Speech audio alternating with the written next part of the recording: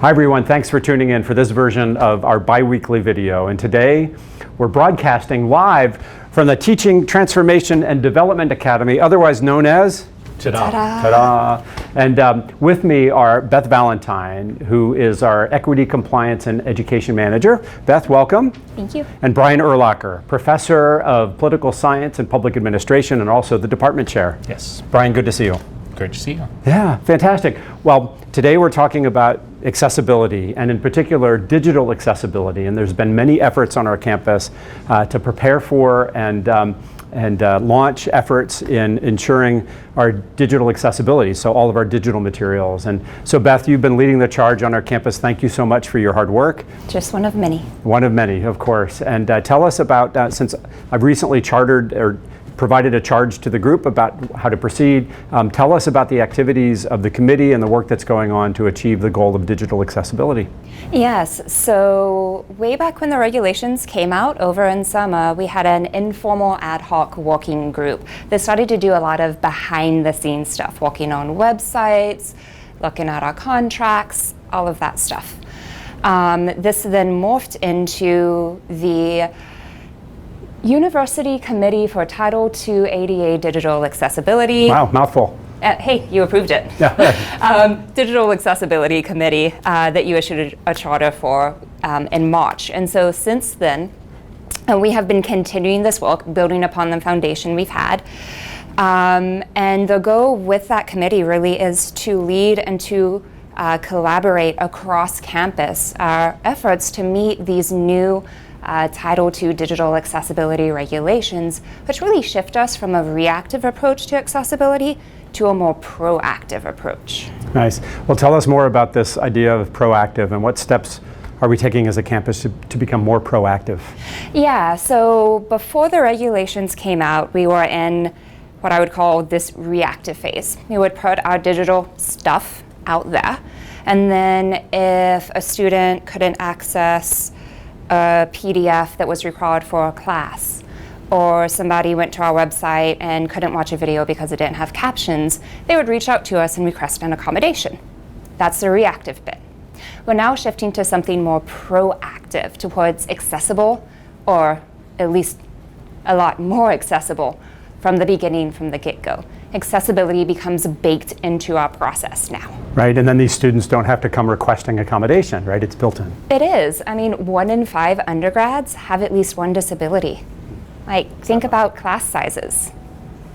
For them not to have to ask, or even worse, for them not to ask and just try to muddle through on their own because it's already accessible, that's going to be so big. Sure. And this helps us build a stronger sense of community across the campus. And, it does. Yep. And Brian, you're doing hard work in your class as well. You're trying to pioneer or launch efforts for digital accessibility within your courses. Tell us about those efforts. Yeah, we've been working on this for a couple years now, just kind of trying to get up to speed with all of this. And for me personally, it was something I was kind of sort of aware of that I knew I should be doing. And periodically students would come in and they'd say, oh, I need extra time. And I'd think about it that way. But a few years ago, I had a student with some more significant needs in terms of accommodation. And it forced me to look at my materials, my content, and my courses, not through the eyes of the instructor, but through the eyes of like how students were accessing it. And what I realized is I was making a lot of assumptions about what students were doing and needing from the content that I was generating. And so I'll give you a very concrete example of a PDF of a case study that I scanned the document, and it wasn't a great scan, but it was good enough, and I was reading it on my monitor, and it was fuzzy, but I could do it.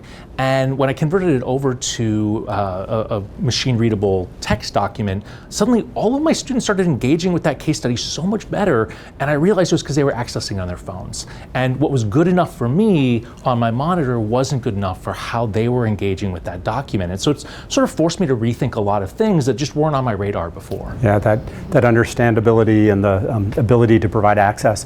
And so undoubtedly you'll have advice for other professors or other staff members who are teaching courses or training sessions and how to proceed with digital accessibility. Yeah. What's your advice to them? Well, I think there's maybe a concern that this is going to be a major lift, and I think it will be a major lift, but I think our job is to meet students where they are and to provide the support so that they can learn and be successful.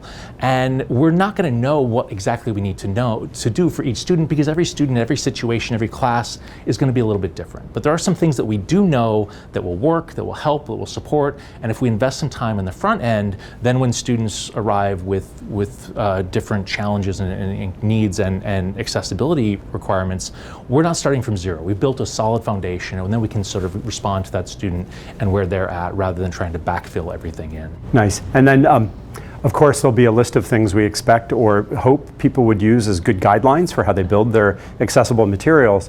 But I know there's also rumors out there about in particular, PDFs. So the famous PDFs that Adobe puts out and others. Tell us about the rumor, and Beth, we'll start with you. And true or false about the rumor? So the rumor is false. PDFs are not banned. You can still use them. So that's the rumor, that they are banned? Yes, they are not banned, but whether it's a PDF, a Word document, or a PowerPoint, it has to be accessible. I think this rumor got started because we were giving advice of, if you have a PDF but can provide that information some other way, whether it's a permalink out to the library or in a Word document, we would recommend you do that, just because fixing a Word document, a lot easier, honestly a lot less frustrating until you get in the hang of it, than remediating a PDF. We know you can't get rid of all PDFs, so those that you do have, just make sure they're accessible. And of course, we're hoping, it's not here yet, but perhaps there's technology solutions that somebody brings forward that allows us to more readily and easily transform our current PDFs to accessible PDFs. Yeah, we do have some tools that are good, not perfect, not 100% there yet, so there is still that human element, but it does help. Awesome, good. And then finally, what other resources are available on the campus to make sure our faculty, staff, and students have the information that they need? Yeah. Well, Brian, you are taking advantage of one of them. So TADA has plenty of live trainings. They have online resources. UND has also partnered with DeQ University, which employees should be getting access to soon, that provides on-demand self-paced training to supplement what TADA is doing. And even something as simple as a branded PowerPoint. We have those too, thanks to our marketing and communications. So when you're creating that PDF, you don't have to pick one of those designs and worry if it's accessible or not. They've done the work for you. Just be sure to follow the instructions they have in the notes. Great, great. Well, let me offer my thanks to both of you. Beth, for your work organizationally across so many units, and Brian, for the work within your class and the example you're setting to other professors. Congratulations to the two of you. And friends online, thanks so much for tuning in. We appreciate you listening about this important initiative. And as we think about accessibility, it's all about building a welcoming community for all members of our campus so that they can benefit from this great University of North Dakota education. Thank you.